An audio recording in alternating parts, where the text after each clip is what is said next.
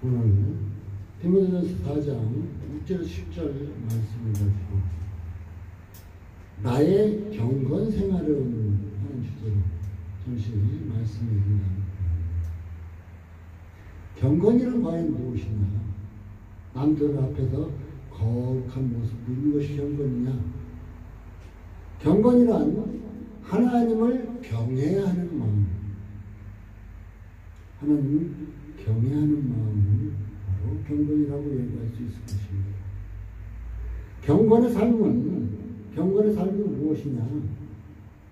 곧 성화의 길, 곧 예수 그리스도의 성품을 닮아가는 길을 간건, 이것이 바로 경건의 삶이다 라고 얘기할 수 있을 것입니다. 예수를 믿은 지 시간이 오랜 세월이 지나도 변하지 않는다면 그는 과연 경건의 삶을 살고 있다고 말할 수 없을 것입니다. 경건의 삶은 하나님과 끊임없이 교제하며 거룩하고 성전한 삶을 살 때에 이루어지게 되어 있습니다. 만약 그리스도인이 삶에서 경건의 요소가 빠진다면 그는 아무도 돌아보지 않는 맛을 잃은 소금과 같이 될 것입니다. 결국은 경건의 요소가 빠진 그리스도인이다 하면 그리스도의 이름을 욕되게 하는 자가 될 수밖에 없다, 이렇게 말할 수 있을 것입니다. 성도가 경건한 삶을 살기 위해서는 필요한 것이 있는데 무엇이냐? 하나님의 말씀, 곧 믿음의 말씀. 오늘 4장 5절은 이런 말씀이 있어요. 하나님의 말씀과 기도로 거룩하여집니다. 말씀과 기도로 거룩해진다 그랬어요. 우리가 믿음의 말씀과 선한 교훈으로 늘 양육을 받아야만 합니다. 그리고 망령되고 허탄한 신화라는 것은 뭐? 거짓 진리겠죠. 거짓말. 망령되고 허탄한 신화를 버리고 경건에 이르기를 연습하라고는 성경은 분명하게 말하고 있습니다. 그래서 경건은 범사에 유익할 뿐 아니라 능력 있는 하나님의 일꾼으로 만들기도 합니다. 왜? 하나님과 교제로 동행하는 삶을 살기 때문이다. 하나님과 늘 교제함으로 하나님과 함께 하는 삶, 동행하는 삶을 살기 때문에 바로 범사에 유익하고 능력 있는 하나님의 일꾼이 되게 될 것입니다. 바로 이런 경건의 삶을 사는 사람은 하나님께서 복 주시마 약속했던 성경의 복을 다 받을 수도 있을 것입니다. 경건의 삶은 하나님 중심적인 삶입니다. 내 중심적인 삶이 아니라 육신의 중심적인 삶이 아니라 바로 하나님 중심적인 삶을 살아갈 때 그것이 바로 경건의 삶이다, 이렇게 말할 수 있을 것입니다. 또한 마태복음 6장에 얘기했듯이 너희는 먼저 그의 나라와 그의 의를 구하는 삶. 우리가 해야 할 것은 이 세상 모든 걱정, 염려를 하는 것이 아니라 하나님 나라와 의를 구하는 삶. 이것이 바로 경건의 삶이라고 얘기해 줄 수 있을 것입니다. 과연 성경을 통해서 많은 사람들을 통해서 나는 경건의 삶을 살고 있는가, 지금 이 순간 경건의 삶을 살고 있는가 한번 살펴보시기 바라겠습니다. 신자들이 하나님의 은혜를 경험하고 하나님의 많은 은혜를 경험하고 살다가 실족하는데 과연 무엇 때문에 실족할까요? 성경을 통해서 보면은 알 수가 있습니다. 우리가 노아 하면은 대단한 사람이죠. 강대 의인이요 완전한 자요 하나님과 동행한 자요. 또한 120년 동안 복음 전하며 방주를 지어서 방주로 물에서 구원받은 자라고 할 수 있습니다. 그랬던 그가, 늘 하나님과 동행했던 그가 홍수 후에 모든 것이 황폐해졌어요. 그 황폐한 세상에서 술 취해가지고 말년에 자신을 더럽힙니다. 추한 꼴을 보이죠.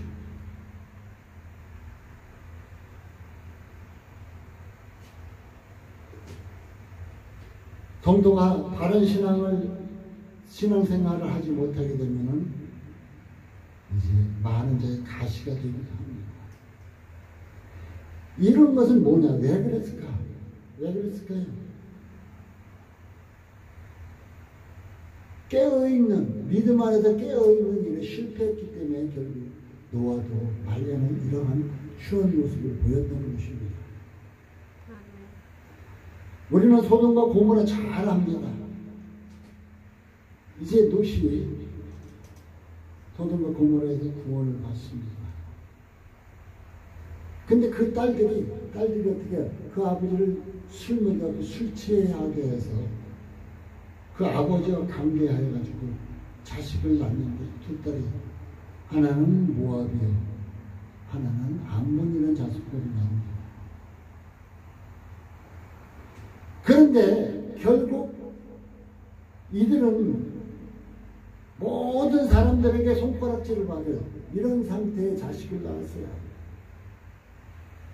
그래갖고 결국은 이들이 어떠냐? 모압과 암몬 자손은 하나님 백성의 늘 가시가 되어서 옆구리를 찔는 괴롭히는 가시가 되고 맙니다. 우리가 히스기야 왕 생명연장 15년 받았죠. 히스기야 왕 잘합니다. 그는 이사야서 38장 3절에 보면 진심과 전심으로 하나님께 기도합니다. 그런데 이랬던 히스기야가 교만했어요. 바벨론 사신들이 그들에게 왔을 때 어떻게 했어요? 히스기야는 예루살렘에 있는 모든 것, 내탈국까지 우리 지금 우리나라는 이렇게 단단하다, 많다 하고 자랑을 했죠. 결국은 이것으로 인해서 모든 것을 다 빼앗기게 됩니다. 교만한 결과예요. 교만한 결과. 우리는 다윗 왕 하면 잘할 것입니다. 그는 하나님과 동행한 자요. 제일 중요한 것은 성경에서 보면 사도행전을 보면 하나님 마음에 맞는 자였었어요. 하나님 마음에 맞는 자였어요. 그는 하나님의 모든 명령에 대해서 믿음과 사랑과 겸손으로 열심과 사랑으로 충성했고 충만했던 자입니다. 그런데 그는 살인자요 간음자가 되어버렸어요. 그것은 왜 그랬을까요? 교만했고 깨어있지 못하게 되었기 때문입니다. 또한 백성들을 계수하다가 하나님께 혼나지 않고. 왜? 전쟁은 하나님께 속한 것이라 그랬는데 다윗이 자기가 백성들을 저거해서 군대를 저거해서 자기가 이웃나라를 칠 수 있는 힘을 가졌다. 이제 하나님 의지하지 않아도 된다는 이런 교만함이 그에게 있었습니다. 이것은 곧 하나님을 온전히 신뢰하지 못한 경우라고 말할 수 있을 것입니다. 사랑하는 성도 여러분, 노아나 롯이나 히스기야나 다윗 이들이 온전한 경건의 모습 보이지 못한 것은 부지런히 깨어있는 일에 실패했다는 것입니다. 하나님과 동행했던 자, 당대의 완전한 자라 했는 노아나 다윗조차도 열심과 전심으로 하나님께 기도해서 15년이라는 생명 연장을 받았던 시스야. 넘어질 수밖에 없었던 것은 바로 깨어있는 일에, 깨어 기도하는 일에 실패했다는 것입니다. 지금 우리 또한 깨어 기도하는 일에 실패하면은 이러한 모습, 추한 모습을 볼 수밖에 없게 된다는 것입니다. 하나님의 축복이 한복판에 있어도 가까이 거하지 않는다면 결코 안전하다. 하나님의 축복이 이 자리에 한복판에 있다 할지라도 내가 가까이 가지 않는다면 아무 소용이 없다는 것입니다.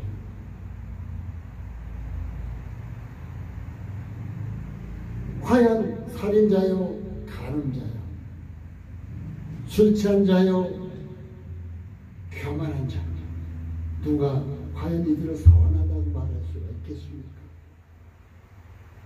바로 깨어있지 못하니까 죄가 그들을 유혹해서 넘어뜨리게 했던 것입니다. 죄라는 것은 우리 성도들이 하나님께 순종과 및 하나님 교제에 있어서 거룩함과 열심으로 나아가라는데 그것을 점점 쇠퇴시킵니다. 죄라는 것이. 죄라는 것이 나에게 들어오게 되면 하나님께 나아가는 것을 방해한다는 것입니다. 그전에는 내가 주님께 열심히 나갔고 성전에도 열심히 나가서 기도하고 찬양했는데 점점 나가기 싫어져요. 성전 가기 싫어져. 왜 그럴까요? 그 안에 있는 죄로 인해서 죄가 유혹하고 가지 말라고 유혹하기 때문에 안 가게 된 것입니다. 주님께 대한 첫사랑을 잃어버릴 때 주님을 가까이 하기 싫어합니다. 처음 믿음을 저버렸을 때, 우리가 가졌던 처음 믿음을 저버렸을 때 우리가 경건의 모습을 잃게 됩니다. 히브리서 3장 14절한테 시작할 때 확실한 것을 잃어버릴 때, 확실한 것을 우리가 주님을 붙잡았잖아요. 이것을 잃어버릴 때 우리는 실족하고 넘어질 수밖에 없다는 것입니다. 우리는 그렇기 때문에 경건의 삶을 살기 위해서는 범죄에 대해서, 죄에 대해서 아주 민감한 반응을 가져야 됩니다. 경건한 순종에 대한 관심이 있는 자는 영적 훈련을 연습을 하라 하죠. 오늘 연습을 하라고 본문에 나오는데 영적 훈련을 해야 한다. 영적 훈련이 뭐예요? 기도하고 찬양하고 말씀 보고 말씀 듣고 말씀에 순종하는 것이 영적 훈련이에요. 여러분이 살 빼기 위해서 운동 열심히 하고 못하게 해서 그것에 따르는 여러 가지를 하죠. 우리의 믿음의 생명을 지키기 위해서는 영적 훈련이 필요합니다. 영적 훈련을 하는 자는 영적으로 성장할 수밖에 없다고 분명히 말하고 있습니다. 디모데전서 6장 3절에서 5절까지는 경건의 모양을 이런 자에 대해서 잘 나타내주고 있습니다. 디모데전서 3장 5절에는 얘기하고 경건의 모양은 있으나 경건의 능력은 부인하는 자니 이 같은 자세에 대해서 돌아서라. 형식주의자에서 교회 왔다 갔다 그냥 하는 다 형식주의자에 대해서 벗어나라 얘기입니다. 이런 자는 어떤 자에 자기만을 위하는 자들은 거예요. 자기만을 위하는 자. 하나님을 위해서 살아야 되는데 하나님을 위해서 사는 게 아니라 자기만을 위하는 자. 이런 자에게서 돌아서라는 겁니다. 신자들이 경건생활을 하지 못하거나 귀칭거리며 후퇴하는 이유는 바로 왜냐? 육신 때문에. 고린전서 8장이 나오죠. 고린전서 3장 3절에는 시기와 분쟁 때문에, 또한 사탄 때문에, 세상 때문에. 내가 세상을 사랑하면 하나님과 원수된다고 야고보서 4장 4절은 얘기해주고 있습니다. 이런 사람은 하나님의 은혜에 대해서 나태함을 갖게 되고 태만함을 갖게 됩니다. 점점 경건을 잃어버리니까 하나님 은혜에 대해서 그거 안 받으면 어때 다음에 받지 이래버려요. 부주의와 무관심으로 하나님의 사랑을 차단시켜버려요. 하나님의 사랑을 우리가 받아야 되고 그 사랑을 이웃과 나눠야 되는데 이것을 차단시켜버립니다. 또한 태만함으로 해서 믿음의 생각을 차단시켜요. 죽는 거예요. 죽는 거. 믿음의 생각을 차단시키고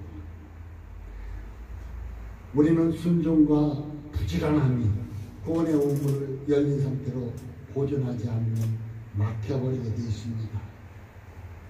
우리가 하나님께 대한 경외심을 상실할 때, 하나님의 형상을 상실할 때, 거룩한 능력을 상실하게 되며 하나님과 동행하지 않게 된다는 것입니다.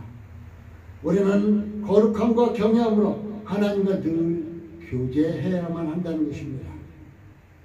역대하 32장 25절에는 시스기야가 마음이 교만하여 그 받은 은혜를 보답하지 아니하므로 진노가 그와 예루살렘에게 임하였다고 얘기해 주고 있습니다. 우리는 하나님에 대한 것, 하나님을 경외함을 상실해서는 절대로 안 된다는 것입니다. 복음에 대해서 또한 상실해서도 안 돼요. 복음에 대한 상실. 어리석고 사변적인 견해들을 복음의 단순성을 부패시킵니다. 뭐 어쩌고 저쩌고 하면서 복음을 변질시키는 사람들 많아요. 헛된 공로를 하는 자들은 육체의 행위를 하는 자들이라고 고린도후서 11장 3절은 얘기해주고 있습니다.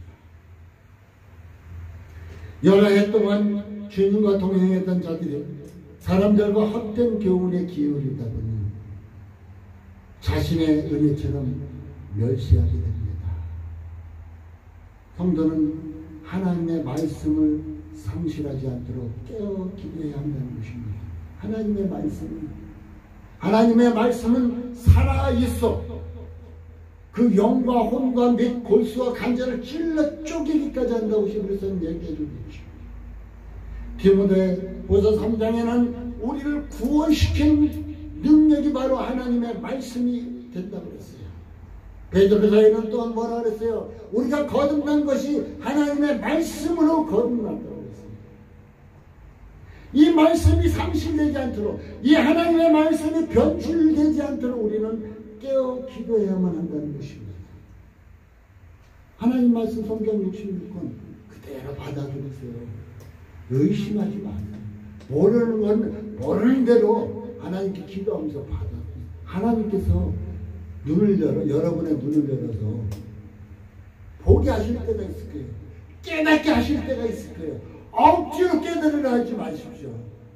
기도하시면서, 여러분이 기도하시면서 하나님 말씀을 대하면 하나님께서 눈을 열어서 그 말씀을 밝히 보게 해주실 것입니다. 어느 누구든지 상관없습니다. 유명한 목사라 할지라도 하나님의 말씀을 변질시키는 자는 그는 변절자입니다. 사탄이 될 것입니다.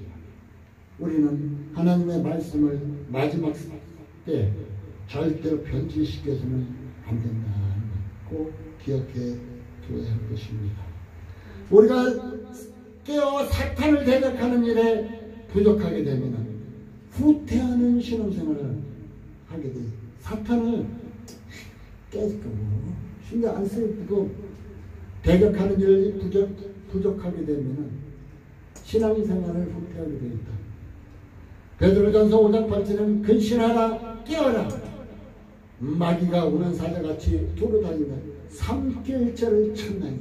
여러분이 깨어있지 못하게 되면 여러분을 삼키기 위해서 마귀가 돌을 찾으러 다니고 있다. 물리칠 수 있는 이러한 힘을 가져야 될 것입니다. 사탄을 물리칠 수 있는 힘은 뭐예요? 성령의 검이죠. 성령의 검은 뭐예요? 곧 하나님의 말씀이잖아요. 신앙을 고백하는 신자들이 보잘것없는 본보기를 모방할 때 그냥 이것이 잘한 선배들이 저거 보니까 그냥 그 모습이 잘하는 것 같아서 그 모습만 모방했는데 하나님의 말씀은 따르지 않고 그냥 모방만 했는데 그 사람 신앙이 죽어갑니다.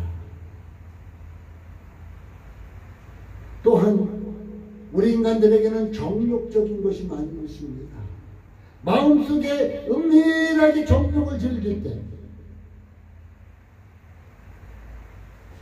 우리는 경건을 잃어버릴 수가 있다는 것입니다. 제 자신도 나도 모르게 마음속에 정욕적인 것이든 욕심적인 것인지 음란적인 것인지 여러 가지 정욕적인 것이 있죠.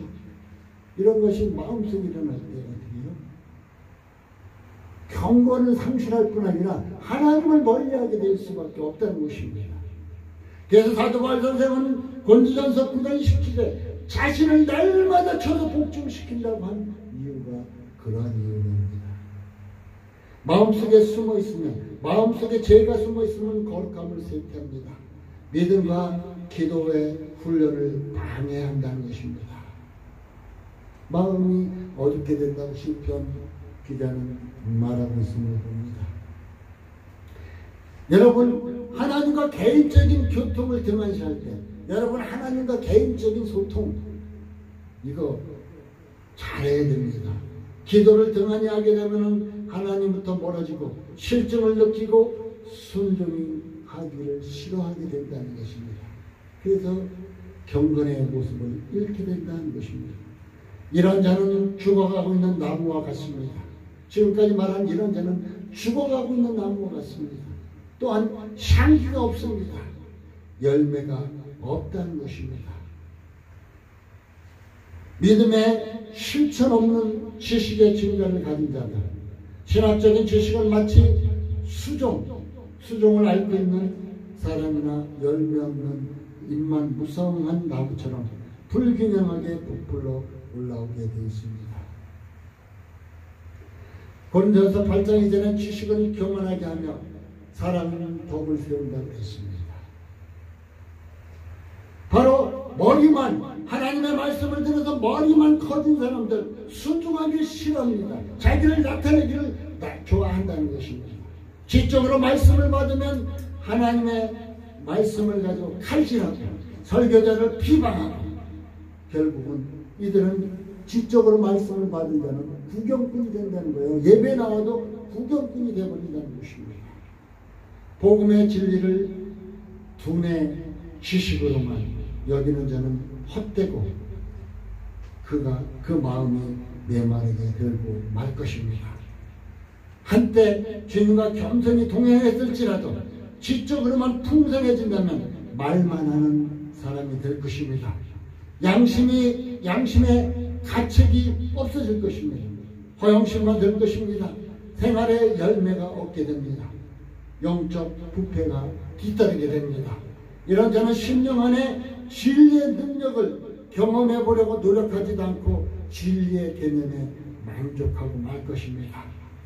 우리는 내 마음이 이렇다면 지금 이 순간 하나님 앞에 나와서 무릎을 꿇어야 될 것입니다. 주님 내 마음이 이렇습니다. 주님과 멀어지라고 내가 온전치 못함을 머리로만 주님을 알려고 하고 있습니다. 내가 어찌해야 하오리까 하고 주님 앞에 무릎을 꿇어야 할 것입니다. 죄를 회개하지 못하는 것은 어떻게 됩니까? 다윗은 자기 명예 때문에 자기의 죄를 은폐하라고 했지만 결국 그 은폐하려는 죄를 살인까지 하게 됩니다. 사랑하는 성도 여러분, 은폐하려고 하기보다는 하나님 앞에 내어 놓으시기 바라겠습니다. 여러분 누군가 다리뼈가 부러졌습니다. 이 뼈가 이렇게 엇나갔는데 이것을 제대로 맞춰지지 않았다면 제대로 붙지 않는다면 그는 평생에 어떤 모습을 살아갈까요? 절름발이로 살아갈 것입니다. 바로 회개하지 않는 자는 완전히 나음을 입지 못하는 이런 부러진 다지에 제대로 붙어있지 못하는 절름발이와 똑같다는 것입니다. 그러면 이제는 경건하게 사는 법은 어떻게 하면 경건하게 사는가 한번 살펴보겠습니다. 경건하게 사는 것은 하나님을 전적으로 신뢰하고 따르며 순종하며 경외하는 것입니다. 하나님을 전적으로 신뢰해야 돼요. 하나님 말씀을 보면 어떤 것, 이것은 믿고 이것은 안 믿고 그러는 사람 많죠. 전적으로 신뢰해야 된다는 것입니다. 따르고 순종해야 한다는 것입니다. 시편 30편 6절에는 무릇 경건한 자는 주를 만날 만한 기회를 타서 주께 기도할지라. 주를 만날 만한 때를 타서 주께 기도할지라. 홍수가 범람할지라도 저를 어떻게 하지 못한다. 저에게 미치지 못한다. 지금 비가 우리나라에도 한가운데 150mm, 200mm 막 쏟았습니다. 그 홍수가 범람할지라도 주께 기도한 자는 그 홍수가 그에게 미치지 않는다고요. 시편에 얘기하기를 전염병이 아무리 통해서 많은 사람들이 넘어질지라도 1000명이 10,000명이 네 옆에서 넘어질지라도 너는 하나님께 지켜주시겠다는 거예요. 무릇 경건한 자, 주를 만날 만한 기회를 타서 주께 기도하는 자는 하나님께서 지켜주시겠다는 것이에요. 이것이 경건의 삶을 사는 것이라는 것입니다. 경건의 삶을 산다는 것은 믿음의 선한 싸움을 싸우는 것이 디모데후서 4장 8절 이후에는 믿음의 선한 싸움을 싸우라 해요. 바로 믿음의 선한 싸움을 싸우는 것이 경건의 삶을 사는 것입니다.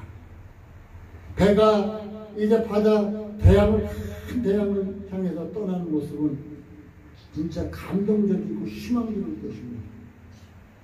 그런데 폭풍에 부딪히게 되는 경우 생각할 때 어떻습니까? 파산당할 때 어떤 마음이 들까요? 처음에는 굉장히 감동적이었어요.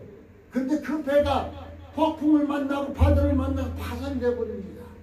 어떨까요? 여러분 믿죠? 믿는 자가 믿음과 양심을 버리게 되면, 여러분의 믿음과 양심을 버리게 되면 영적으로 파산한다는 거예요. 배가 떠날 때는 멋있고 감동적이고 희망적이었지만 파도와 바람을 만났을 때 파산했다. 바로 믿음과 양심을 버리게 되면 영적으로 우리는 파산한다는 거예요. 꼭 기억하시고 믿음과 양심을 꼭 붙잡으시기 바라겠습니다. 그래서 이제 빌립보서 4장 8절에 무엇이든지 참되면 무엇이든지 경건하면 쭉 나갑니다. 범사에 경건한 삶을 살아야 한다고 얘기해 주고 있습니다. 야고보서 1장 26절 27절에는 고아와 가부를 돌아보는 삶이 곧 경건한 삶이라고 얘기해 주고 있어요. 디도서 2장 12절에는 세상 교훈과 정욕을 버리고 근신함과 어려움과 경건함으로 사는 것이 살아야 된다. 세상 교훈, 정욕을 버려야 된다. 이제 야고보서 1장 26절 27절에는 경건하다 생각하는 자는 혀를 제갈먹이고 하나님 앞에 정결하고 교화와 가부를 환난 중에 돌아보고 자기를 지켜 세상에 물들지 않는 것, 이것이 곧 경건이다 얘기해주고 있습니다. 우리가 나의 경건 생활을 통해 다른 사람에게 예수 그리스도를 전해줄 수 있어야 된다는 것입니다. 내 모습을 통해서 어떤 사람에게는 예수 그리스도를 전할 수도 있고, 내 모습을 통해서 어떤 사람은 쫓아버릴 수도 있어요. 내 모습에서 그리스도의 향기가 나면, 난 저 사람 보면은 하나님 믿다고 생각해. 그러면 예수를 믿게 하는 거죠. 경건의 삶을 사는 거야. 아이고, 나 저 사람 보면은 절대로 예수 안 믿는다. 그 사람은 경건의 삶을 살는 것이 아니에요. 여러분, 나의 삶을 통해서 내 이웃들이 나에게 뭐라 그러는 거예요? 에이, 당신 보면 예수 믿는 것이 별로요. 그렇다면 나의 경건의 삶은 온전치 못하다는 것입니다. 한번 잘 살펴보시기 바라겠습니다. 말과 행동에 있어서 사랑과 믿음과 순결을 보이는 모범의 삶을 살라고 이것을 말하고 있습니다. 이것은 바로 무엇이냐? 그리스도의 향이다. 그리스도의 향이다. 이렇게 말할 수 있을 것입니다. 경건의 삶은 바로 이렇다고 얘기해줘. 그러면 경건의 삶을 살면은 뭐가 유익하냐? 유익이 있어야 될 거 아니냐? 경건의 삶은 오늘 성경에 뭐라 그래요? 경건은 범사에 유익하면 내생에 약속이 있다 그래요. 범사에 유익하다. 금생과 내생에 축복이라는 것입니다. 범사에 유익하다. 우리의 삶에서 유익하다. 하나님께서 아까 뭐랬어요? 홍수가 번남할지라도 너에게 미치지 않는다 그랬잖아요. 경건의 삶을 사는 사람은 하나님께서 완전하게 보호해 주신다는 거예요. 지켜주신다는 거예요. 그리고 어떻게 해요? 출애굽 뺐을 때 광야에 이스라엘 백성들을 지키시듯이 먹이고 기르듯이 하나님께서 여러분의 삶에 필요한 모든 것을 때에 따라서 다 채워주시면서 보호해 주시겠다는 거예요. 범사에 유익하다고 했어요. 그러니까 경건의 삶을 살아야 할 필요성이 있습니다. 여러분 자녀가 잘 되길 바랍니까? 그럼 여러분이 경건의 삶을 살아야죠. 저 점쟁이한테 물어보고 아우 내 자녀 어떻게 서울대 들어가겠어? 어떻게 잘 되겠어? 이거 물어볼 게 아니에요. 내 자녀 아주 잘 됐으면 좋겠어. 이것만 생각할 게 아니라 경건의 삶을 살면은 여러분이 경건의 삶을 여러분이 삶으로 천대까지 축복을 받는다고 얘기하고 있지 않습니까? 어떤 시험으로부터 보호함을 받아요. 또 경건의 삶은 창세기서 39장에 보면 요셉이 어떻게 했어요? 보디발의 아내가 유혹을 엄청 해댔죠. 그런데 그 유혹에 넘어가지 않습니다. 그럼 이렇게 말해요. 내가 어찌 하나님께 득지하오리까? 나는 그러니까 득지할 수 없습니다. 아니 젊은 남자가 아리따운 여자가 유혹하면은 대부분 넘어갈 수밖에 없잖아요. 근데 내가 어떻게 하나님께 득지하오리까? 됐어요. 바로 하나님께서 시험을 또 보호해 주신다는 거예요. 하나님께서 시험으로 또 보호해 주신다는 거예요. 이제 우리 여러분 이 세상 삶에서 하나님께서 유익하게 주고 보호해 주신다는 것이죠. 천국에서도 보상받게 해주십니다. 계시록 14장 13절은 수고를 끝이고 시리니 행한 일의 보상을 받게 됐다고 얘기해 주고 있습니다. 성경에는 많은 경건한 인물이 나타납니다. 그 인물들을 여러분들이 찾아보시고 나도 이런 인물이 되어야 되겠구나. 누가복음 2장 25절에는 주를 기다리는 시몬에 대해서 나타나는 거죠. 또한 사도행전 10장에는 고넬료라는 백부장이 아주 경건한 인물이 나타납니다. 또한 사도행전 22장에는 아나니아라는 인물이 경건의 인물이 나타납니다. 우리가 수고하고 진력하여 경건의 삶을 사는 것은 살아계신 하나님께 소망을 두기 때문이라는 걸 꼭 기억해 두시기 바라겠습니다. 결론을 맺겠습니다. 하나님의 은혜로 구원받은 나는 하나님의 원하시는 경건 생활로 믿음이 성숙하고 열매를 맺고 있습니까? 나의 경건 생활을 하는데 걸림돌은 과연 무엇입니까? 걸림돌은 무엇입니까? 깨닫고 주께 나아가시기 바라겠습니다. 경건을 원하십니까? 경건에 이르는 연습하는 자 되시기 바라겠습니다. 하늘의 소망을 두고 살아가시기 바라겠습니다.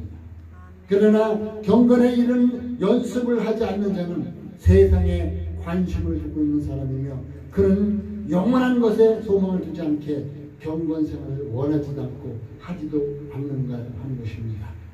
경건은 오늘 성경에도 얘기했듯이 금생과 내생에 유익하다고 그랬습니다. 그래서 우리는 성전 생활하면서 음악도 금하고 외설잡지도 금하고 오락도 금하고 경건 연습을 하는 것이라는 것입니다.